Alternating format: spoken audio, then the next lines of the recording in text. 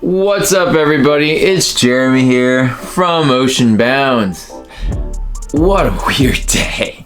You know, I had a feeling about today, and you know, I'm not superstitious, but all the signs were there. So the day before we got skunked on the way down to the beach, the wind just shut off and it stayed off for like 5 hours. And so, you know, I was on my way to do some waves and didn't pan out. But today kind of looks like maybe I could have gotten redemption, but for some reason it was just like one of those things that kept getting stalled getting out the door. My friends were either going to the Cape or Point Judith, and like I didn't really feel like making the drive to either of those, and the waves were like kind of questionable.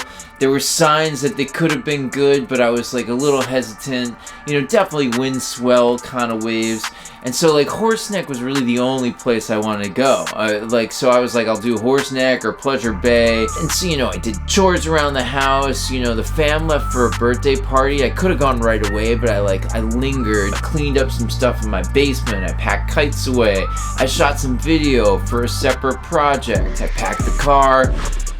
And then finally I get in and I just drove to Pleasure Bay. There were 2 wingers on the water. It was kind of west, but you know, this is like the day where I could finally do my first back-to-back session with the strike and the swing. So I'm like, all right, that's cool. Or I could have ridden the strike 8 meter if it came down. I get there and it's like super light and then super gusty and then super light and so just totally gusty. I was like, I'll set my board up. I'll pump up one wing. The other wing I'll keep on the shore. And so I pump up the swing, I get my board together, I'm about to go. One of the guys, my bud Giovanni that was on the water, he comes off and he's like, oh, it's weird. And I'm like, should I really, am I making the right choice here, you know? And so it did pick up to like 22, so I'm like, I'm here, let's go for it. And like, as I'm locking my car, I just like check my phone. I'm going to the water. I check my phone one last time. I see my buddy say, hey, I'm almost at Horseneck Beach.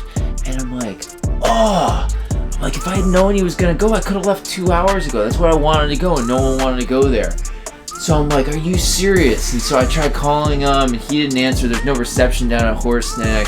Just trying to figure out what to do. What am I gonna do? What am I gonna do? And eventually my wave brain, which is not necessarily my rational brain, you know, took over and took me to Horseneck Beach. Packed up my stuff, get in the car, go to Horseneck. On the way there was like total traffic. You know, it usually takes me an hour, and it was like, it's gonna take you an hour and a half. And then like it wants me to go into this gridlocked like ramp to go to the highway. And I'm like, no, I'm gonna take a shortcut. So I go this other way. And then like, I'm like driving down that road and there's a drawbridge. And I get almost right to the drawbridge and the lights go on. The drawbridge goes up and a boat goes through. And it took me like 10 or 15 minutes just to wait for this silly drawbridge. Oh, and the other thing about Horseneck is, you know, not too far away in Connecticut, a few people have died recently from like a flesh-eating bacteria that they got from the water, from like oysters or just something in the water.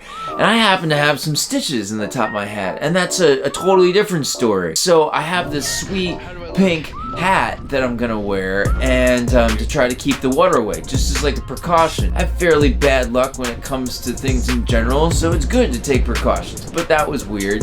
I go down to meet my buddy Jean, and he's kiting, and you know, he wanted to go upwind to this sandbar, and I came to rip with him. So you know, and I was just here a week ago and I got to ride some good waves, so I was like, fine, I'll go up to this, you know, sandbar with you. I was cool with that. So I follow him, cranking up wind. You know, every time we'd kind of stop going up wind, I'd go to rip a wave, and they were just weird, right? And then they were just all over the place. I thought I'd be on one, and it would just kind of disappear. You know, it was a weird day. You could tell the wind swell was coming from the southwest, and there were these also waves that were like kind of coming in from the southeast too. It was mostly noticeable at the sandbar, you know, which is our destination way up the beach. So I don't usually do that sandbar, right? And I can see why kiters like it, because it's just like something interesting to do, but it's really kind of difficult to get onto waves foiling there, at least these waves, because they would get vertical like so quick that you couldn't drop in on those sections, and then like their shoulders, you'd scoop past it and the shoulders just didn't have any power and you kind of like run out of steam.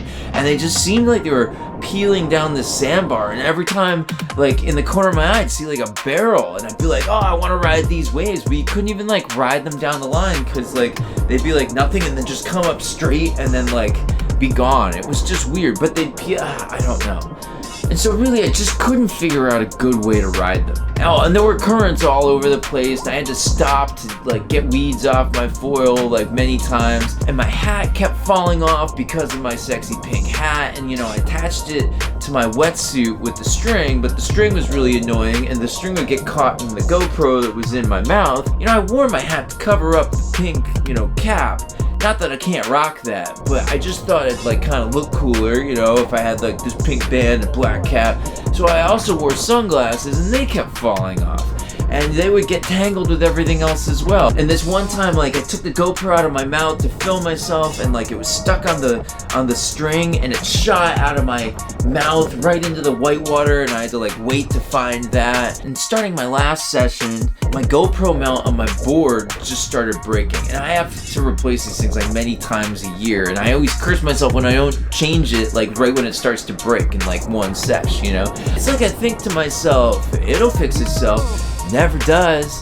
So anytime I crash or jump, the camera comes off. So I keep putting it back on. And then the little black string that you get with the GoPro that you tie it, that thing breaks twice. And it's blowing like 22 miles an hour and it's really annoying and hard to get like a little string through a hole and tie a knot while your hands are connected to a wing that just like wants to get airborne because it's like blowing that much and waves are coming up and down and like, oh, it was so annoying. It was just as annoying as trying to put sunglasses on, something that's relatively simple to do while your hand is randomly getting pulled by a wing that's like wants to take off.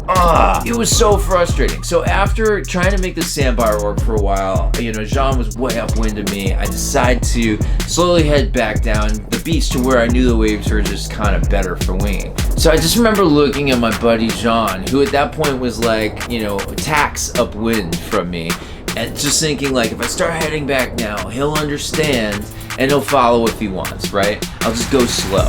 And so I start to head back, you know, for some easy and better wave to ride. And then this happens. So I've been winging for 3.5 years. In every single session, I've had a GoPro in my mouth. And this is the first time that somehow I dove head first into my wing and managed to put a hole in the leading edge. A small hole. You know, the one that I actually got on my chin is bigger. So now the leading edge is hissing air. I can stop that with my finger. My chin is bleeding. So I'm instantly like, I need to get to shore. And so I head back with this like deflating wing, right? I get up, I get close to shore, and then I'm like a mile upwind. I'm like, I need to see how far I can get. I don't want to walk all the way down the beach. So I just gun it down the shore.